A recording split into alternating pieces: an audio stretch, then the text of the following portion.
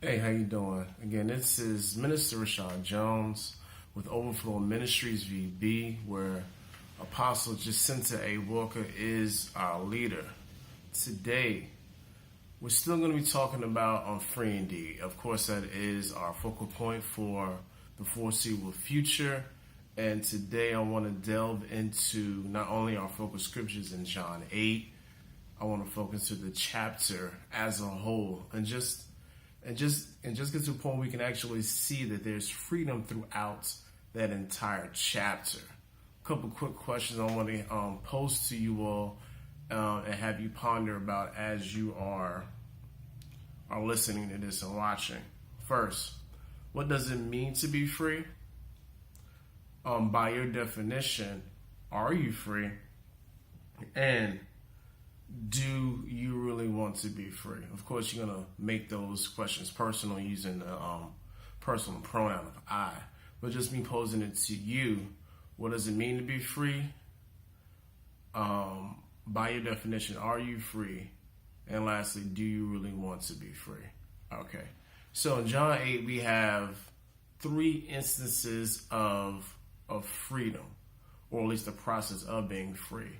The first instance comes to the woman who happened to be a prostitute, not telling why or what her circumstances were or what occurred in her life that led her down that path, but we knew her profession was. So they, as in the people that were judging her, were going to basically stone her to death.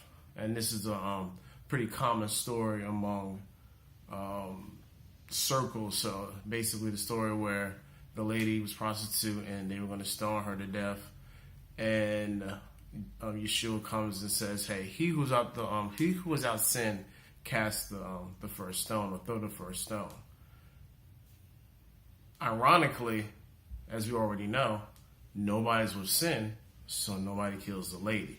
All right, that's really your first representation of freedom. All right.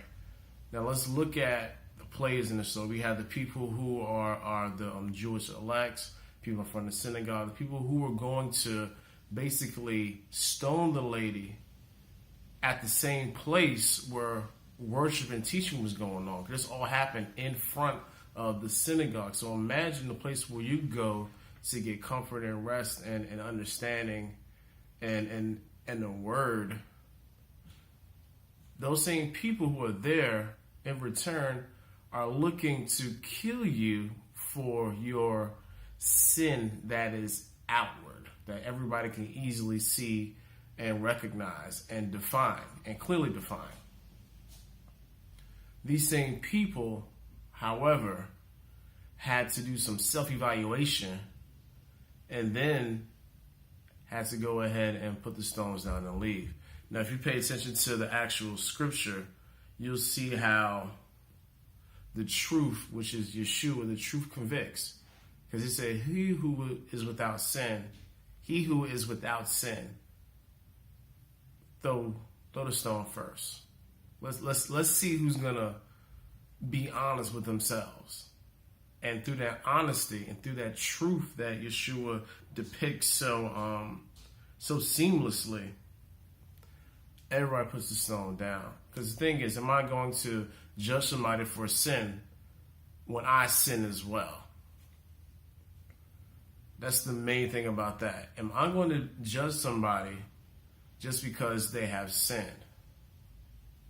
Now, I'm not talking about making a judgment call where are you going to do the same wrong thing or should you do the same wrong thing?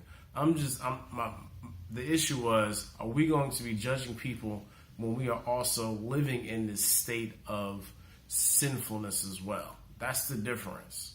And that's what happened here. That's why the eldest first to the youngest started dropping stones. You got to remember who you are. You got to remember who you're following. So if you're following somebody and they're doing wrong, more than likely you're going to do the same wrong right along with them because you feel as if what they're doing is the truth or is correct because that is your leadership. So that's why we have to have minds and be connected with with the Spirit on our own and by ourselves, so the Spirit can then lead us and guide us into all truth. Again, who is the truth? Yeshua is the truth. It all blends together. Okay, so we got the woman who is saved. All right, then we have the Jews who believed on him later on in the chapter, which we talked about a few videos back, how they believed in him, and in return, they are saved as well. Because some didn't. So some were still questioning who he was. They'll hold back and forth about, who is your father, and where are you going to go? Are you going to be committing suicide? And he's saying, if you don't know me, you don't know my father. There's the whole back and forth between Yeshua and the Jewish people. They're still questioning who he is, and still trying to give him some sort of discredit him and not give him any credence, so to say, and try to dispel this notion that he is the Messiah.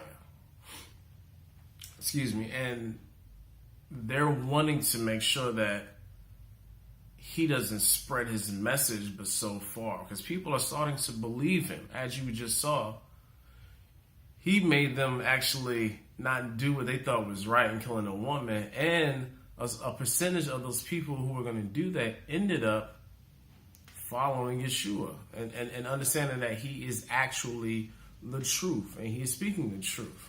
Okay?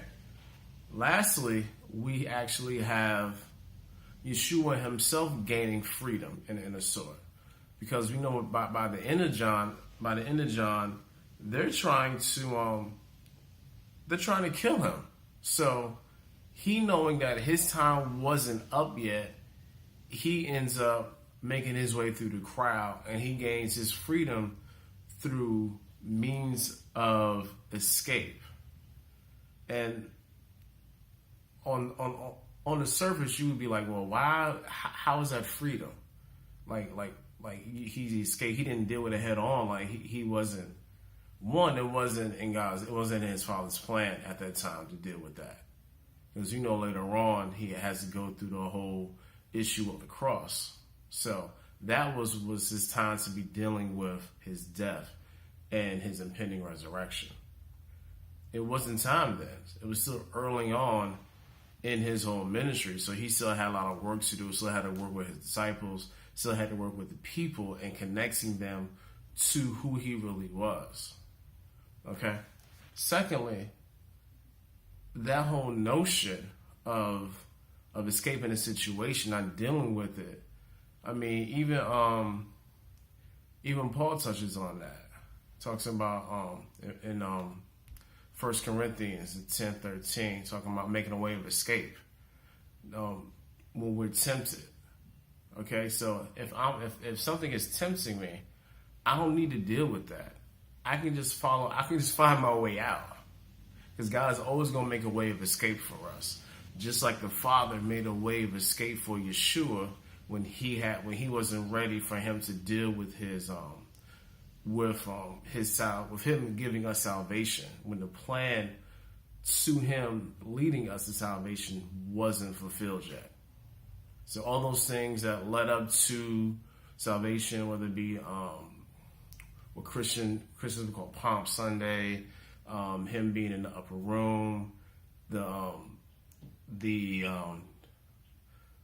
all those things I can't think of right now. All those things that led up to the passion events, all those things weren't even ready yet. So he had to make his way out.